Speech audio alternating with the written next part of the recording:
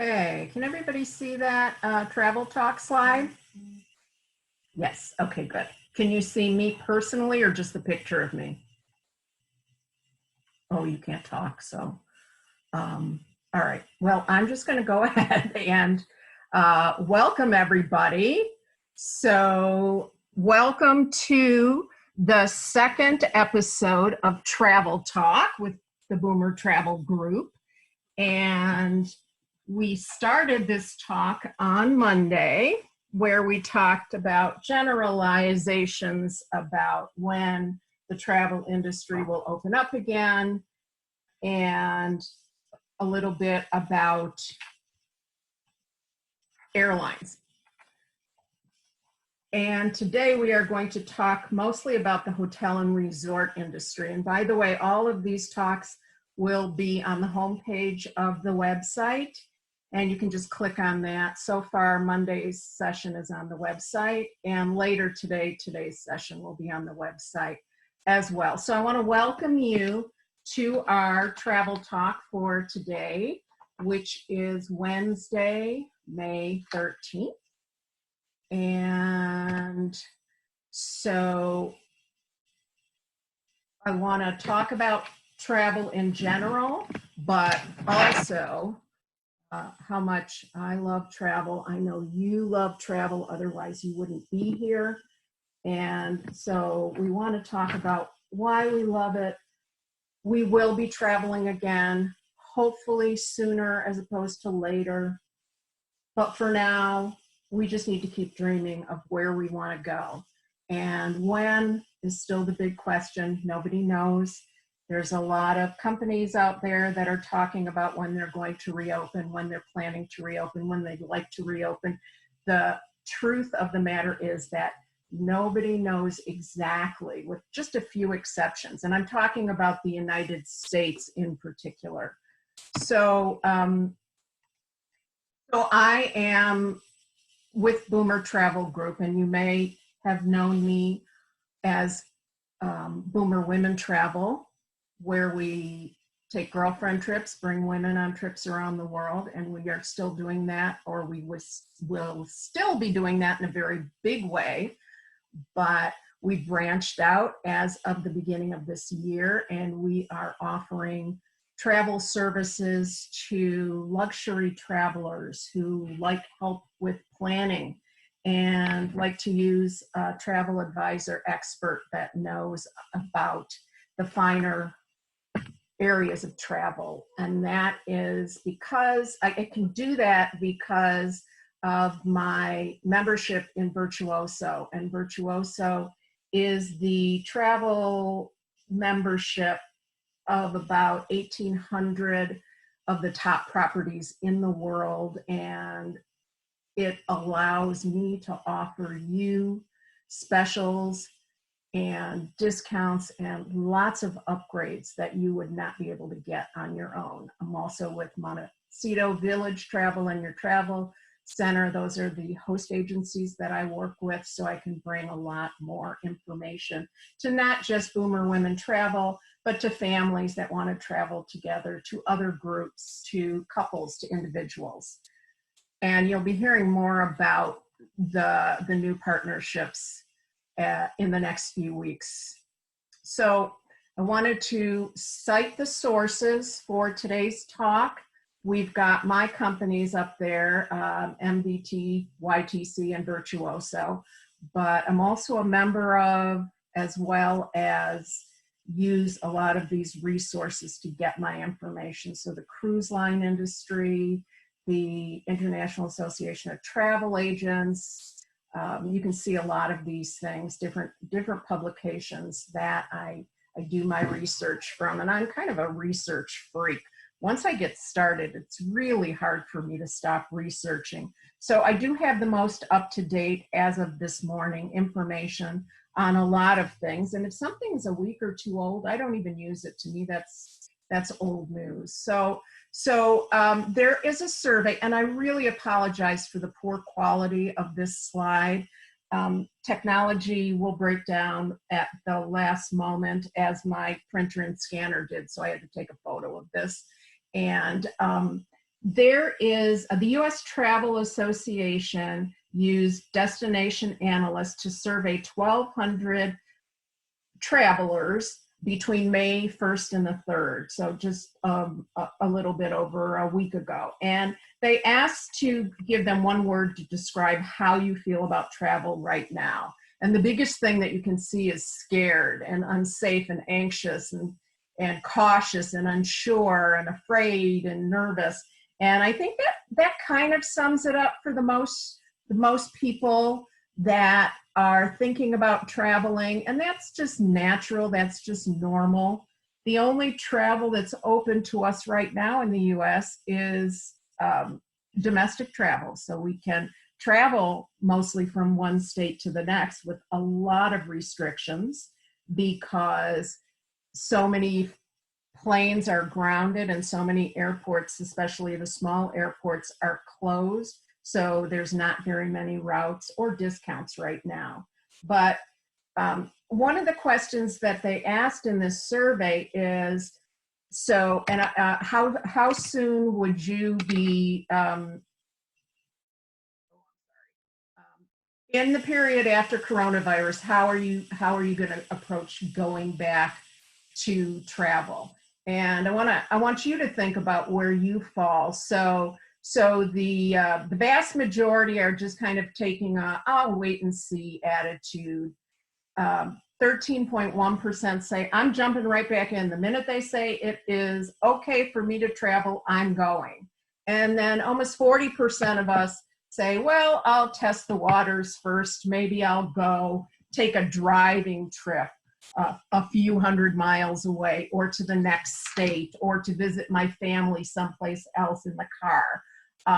And then the rest, the majority, will say, I'm just going to wait and see. And so think about where you are in that area.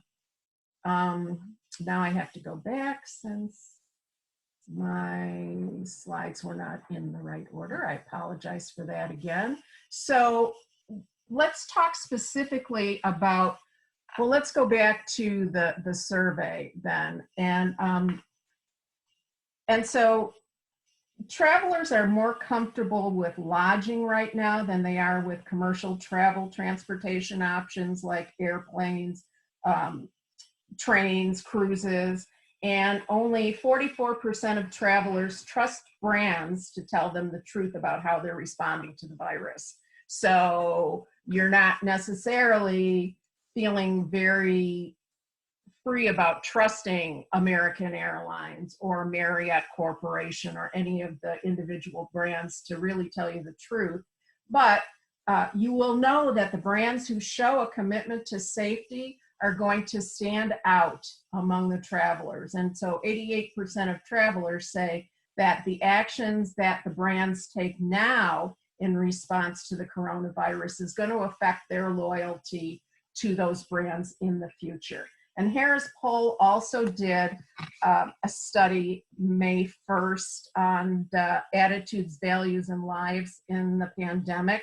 And in response to what major purchases are planned once things return to normal, travel ranked number one. Doesn't surprise me. It was selected by 52% of the respondents. It was higher than going out and buying new clothes, which was only at 43%, or buying household goods, which was 33%, or attending a concert or a sporting event, which was at 28%. So despite the urge to travel, though, most said that it would take them at least 6 months before they'll take their next vacation. And the millennials, the Generation Z, and the higher income households are really the most eager to book a vacation as soon as possible. So when we think about going back to travel, the travel industry, in the hotels specifically, what's it going to take? And of course, the first thing is it's going to take us to feel safe and secure before we book. And I encourage you all, before you book a hotel or a resort, to look at what that particular brand and that particular property in the brand is doing to keep their customers safe and secure. And the travel industry is trying to get together, kind of like when you go on a plane anywhere in the world, they have the safety bulletin that they show you about the seat belts and the exit signs. Every airline in the world does the same exact safety presentation before they take off. And that's what the hotel and resort industry is trying to do. And they're trying to get hotels, resorts, airports, attractions, restaurants, rental cars, meeting venues, just all of those to come together. And now they're working with health and medical experts to try to reach a collective agreement on what they're trying to find as a core set of health and safety guidance that the industry may adapt to their businesses.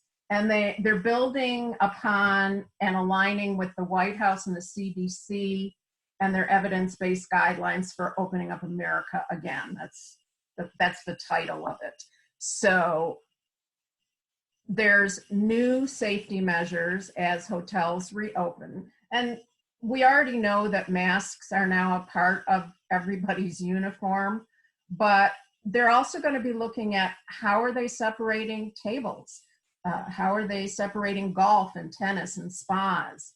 And they need to have a protocol at every single level to bring that back and start phasing up the business.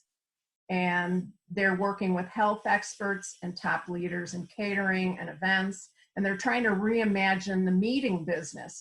And as you may or may not know, we talk a lot with Boomer Travel Group about leisure travel, but business travel is a huge part of revenue for the travel industry.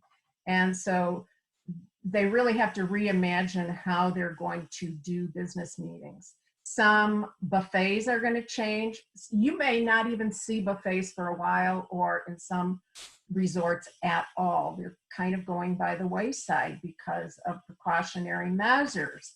So when you think about what kind of precautionary measures you would feel comfortable with staying at a hotel, this is not a good slide either, but they feel like, and this was part of the survey, hand sanitizer, if you provide me as a guest with hand sanitizer and face masks, disinfectant, if I see that you're cleaning and sanitizing and I can understand it, if I know that you're screening your employees to make sure they're healthy, if we have social distancing guidelines, instead of breakfast buffets, maybe we'll have room service or grab and go.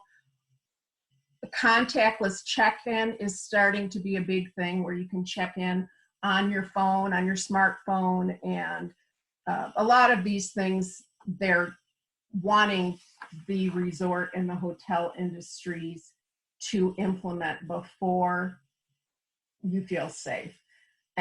So let's talk more specifically about some of these brands. Sandals, I like Sandals Resorts because they're a good example of how specific they're being. And every single brand is going to have their own name of how they're doing things. So Sandals is calling theirs Sandals Platinum Protocols of Cleanliness to address the changing consumer education and expectations. And Sandals announced the other day that it's going to be reopening its properties across the Caribbean the first week in June. And they have 18 resorts.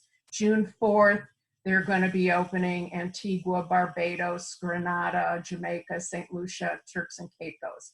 Bahamas locations maybe around June 15th due to several ongoing travel restrictions and airport closures and increased government protocols. So we talked on Monday about the one thing that needs to happen before we can start traveling is that borders have to open and airports have to open and routes have to open. So that those areas are still kind of iffy when it comes to the Bahamas. But upon reopening, Sandals introduced their program, and housekeeping is now going to include hospital-grade disinfectants, which is a nice thing to hear, electrical aerosol sprayers, UV LED lighting equipment to inspect the cleanliness, air duct sanitation for each arrival and upon each departure, and weekly steam cleaning and sanitation of carpeting.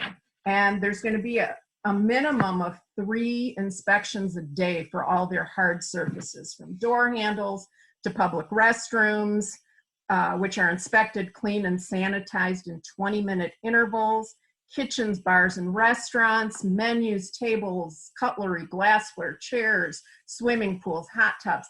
If you think about the detail that is involved in reopening and making the public feel comfortable and safe, it's really massive.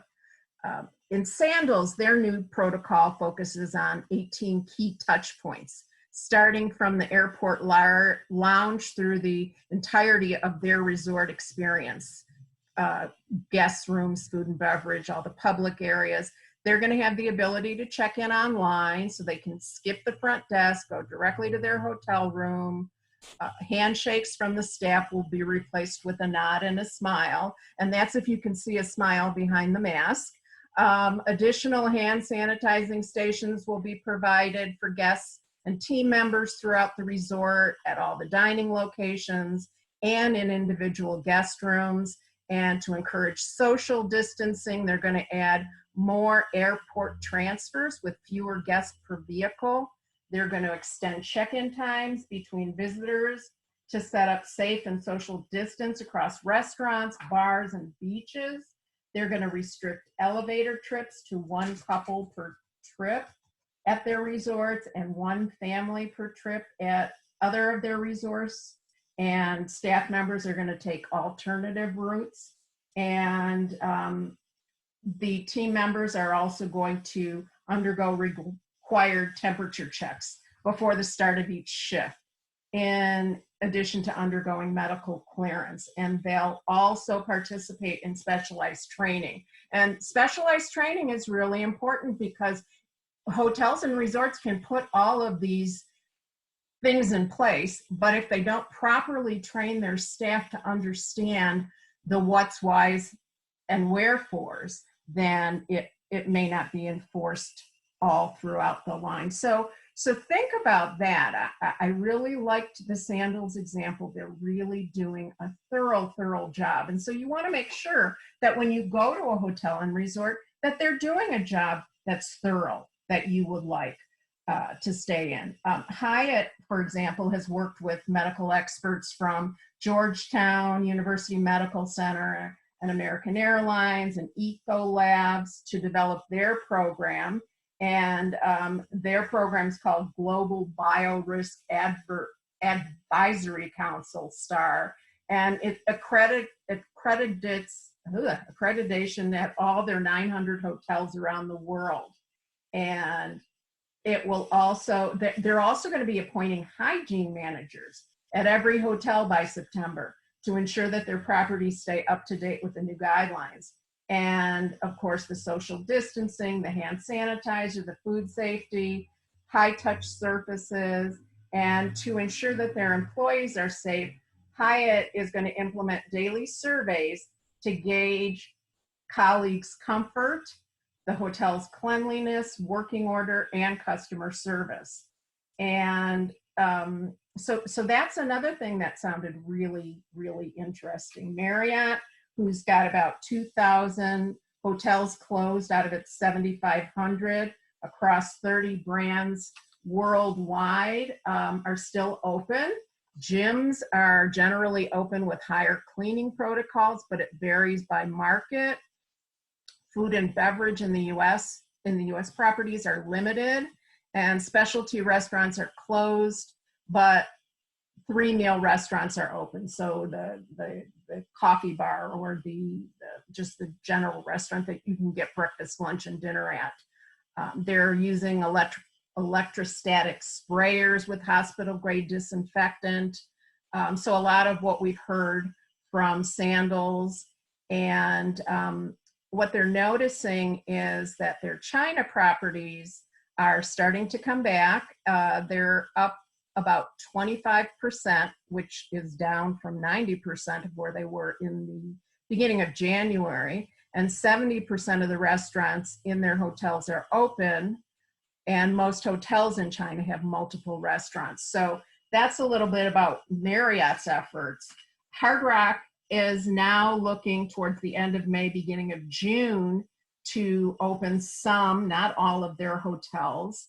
They've got properties in 76 countries around the world. And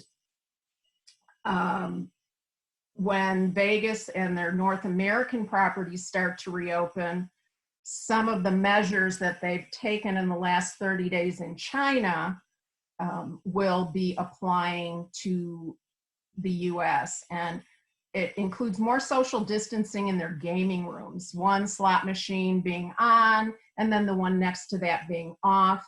And then they're going to cap 3 individuals per gaming table, and maybe the possibility of thermal imaging or body temperature checks for its guests. Some of the Hard Rock restaurants and live music venues will be on hold for some time. And when the restaurants do come back, they could do it at just 30 to 40% of capacity.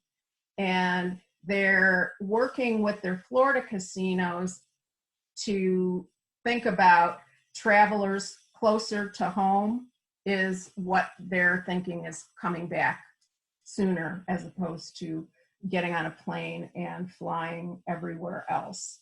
And finally, the Walt Disney World, which a lot of people use as their marker, the website is now allowing you to make reservations in July. They said those people with existing travel dates can modify their reservations because they've been closed. They can either adjust the reservations or make a new one for dates starting July 1st or later. And if for some reason they do open before that time, they can modify the booking again. But right now, the entire Walt Disney World Resort is closed. And but on May 20th, Disney Springs, which is its retail restaurant entertainment complex that used to be called Downtown Disney, is going to reopen in phases starting March 20th. And then Shanghai Disneyland opened to the public on Monday, May 11th. Tickets were snatched up in minutes. They went on sale online, and guests are required to make reservations and provide their personal information ahead of arriving at the park. And they don't have any previously obtained general admission tickets that they're accepting. They're also going to require people to undergo temperature screenings before being admitted. They're going to be requiring them to wear masks except when dining.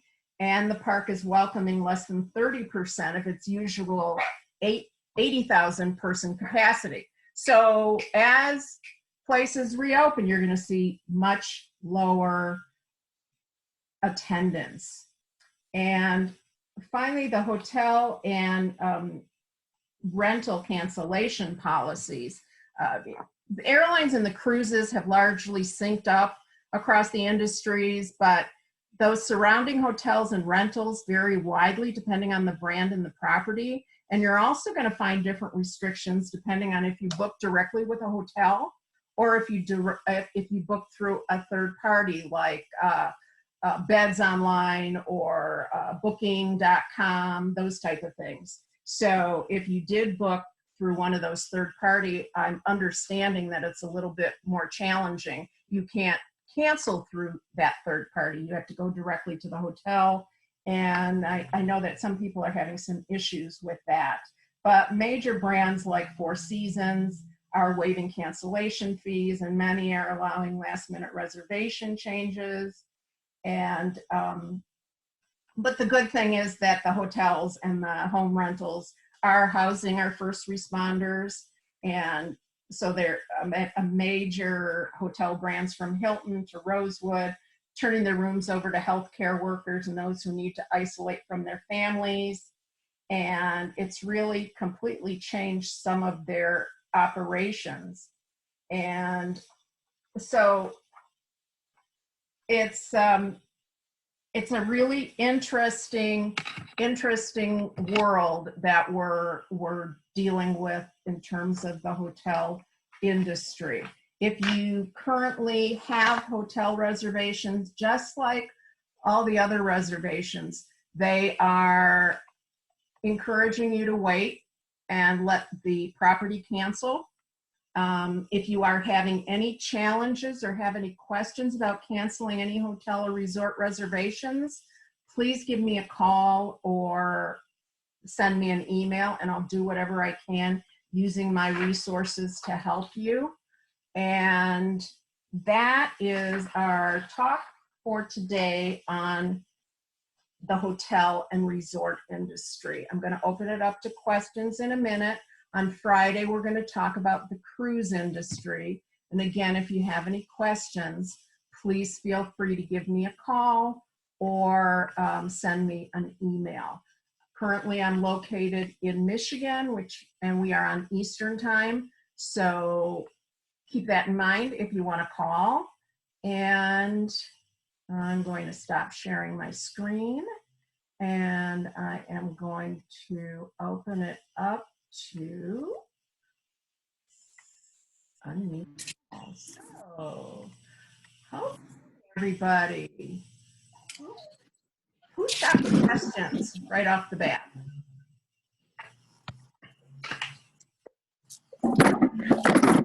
Nobody? Anybody? I did, but I forgot them. That's okay. That's what I'm here for. You can just send me an email or pick up the phone. So let's just find out who's here and where you're calling from. So Susan, where are you calling from? Did you say Susan? Yes. Waterford, Michigan. Okay. All right. You were on the call on Monday, weren't you? Yes. Okay, good. Well, welcome back. And Megan, hi. Hi. I am back in Arizona. Oh, you are? You are? You back? Yeah. Flew from Alaska to Arizona about a week and a half ago. So How was traveling on flights from Alaska? it was fine. We had reservations on Alaska Airlines, and they changed our flight multiple times. We changed our flight multiple times. No change fees. It was fine. It just took a long time, every phone call. So by the time we finally bit the bullet and said, okay, we're going back, the airports were totally empty. The Anchorage airport was pretty empty. When we got to the gate areas, our gate was packed, just like, you know, a typical travel would have been. The difference was there were no other planes flying out of any other gates, you know, locally. Mm-hmm. We had just decreased the number of flights. So our flight was pretty much full, except middle seats. They left the middle seats open. And we had two legs. We flew from Anchorage to Seattle and Seattle to Phoenix. They didn't see any food. Well, I take that back. The first flight, they just gave out bottled water in the back. And my husband has a lot of miles, so he gets upgraded a lot. And so he was in first on that leg. He got nothing, no food, no drink. And then the second leg from Seattle to Phoenix, we were on one of the little plane 2 and 2 instead of 3 and 3, which was unusual. Normally Seattle to Phoenix, you'd be on a 3 and 3. And those, they tried to stagger seats, but it was still pretty close to full. I got to sit in first on that leg, and I did get a little snack box, which was nice. I don't think they got anything in the back, but yeah, it was a different experience. The flight attendants sat first rows of first class. They didn't have their jump seats to kind of give them a little space so they weren't right close to each other. There was really not a lot of interaction with the flight attendants and the people. Once you sat down, everybody sat down. I thought it was really interesting. So that when I was in first, there was 2 gentlemen in the seats across the aisle from me. One had a mask, one didn't. Oh, and I would say about 75% of the people on both flights had masks. Some of the flight attendants did, but not all of them. I think after we flew, Alaska has now said everybody wears masks, but at that point it wasn't there. But these 2 gentlemen didn't know each other. One a mask, one didn't. The flight attendant said, "Oh, I'm sorry, I don't know why we got seated next together. Are you okay?" And they said, yeah, we're fine. And then throughout the whole entire flight, the one guy took his mask. They were talking the whole entire flight. So that, it's some people care, some people don't. Right, But, exactly. yeah. Interesting. And then arriving in Phoenix, it was kind of funny because those of you who know the Phoenix airport, Terminal 3 or Terminal 2 is where Alaska used to fly out of. So when we left Phoenix, we flew out of Terminal 2. Now Terminal 2 is closed. So we flew back into Terminal 3, which was just a different experience. The space we were going, that was but thanks for sharing, and I'm glad you're home safe. thanks. Beth, where are you? I'm outside on my patio. And where is that located? Traverse City, Traverse Michigan. City, so it must be a nice day. I'm getting ready to go out to Charlevoix after we end this call. Good.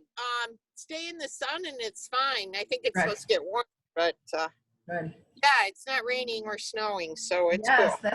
that's a good thing. Ida, where are you calling from? Scottsdale, Arizona. Actually, we're gonna have a cool day, high 80s, low 90s. So yay. Okay. Yes, that's definitely cool in Arizona. So Yeah. last I looked yesterday, it was supposed to go up to 60 today here. So I hope that that's the case, because I'm headed out to go social distance lunch with a friend, and then we're going to walk down by the lake. Does anybody have any questions before we end this call about anything? Hey, Sue, I do have a quick question regarding, and I don't know if your group deals with bed and breakfast and Airbnbs and things like that. So does your group arrange travel and lodging for those types of places, or only hotels? Occasionally, it depends on the situation. Airbnb, it's an app and you can only do it individually. And Right. especially now, you have to be careful with booking Airbnbs to make sure that that you can get funds and that it's again, talk about the industries and the big brands. They're Right. regulated and how they have to clean and all of that. And Airbnb at this point has not really regulated anything. These are individual people, just like Lyft or Uber or anything else. Individual people that are offering services. So you're relying on that individual to ensure that you're going to arrive in some place that's really clean, that a previous guest hasn't been ill, and so I haven't heard anything. This is not to say that nobody's doing it. But I haven't heard anything about Airbnb hosts that are adhering to strict guidelines, or Airbnb as a company that are requiring their hosts to do that. So you just want to be a little bit more careful now. Yeah. And bread and Really breakfast good question. fall. Yeah, okay, thanks. And bed and breakfast kind of fall in that same category, or they're between? Yeah, I mean, I can book bed and breakfast like I can hotels. So Okay. I'm going to do a little bit more research on that, Ida, because I haven't had that question before, but it's a really good one. So Thank you. I'll do some more research on that. We're going to talk about cruises specifically on Friday, but next Monday it's just going to be a cornucopia of different topics. So Okay, thanks. talking about things like points and credit cards and miles and what's happening in those kind of industries. But I'll add the Airbnb and to that as well. Anybody else? Thanks. Well, thanks for being here again. Stay healthy, stay safe. If you can attend again live on Friday, I'd love to see you. And this will be recorded and available on our website probably by tonight. So thanks again for coming. Have fun. Thank you. Bye-bye. Bye.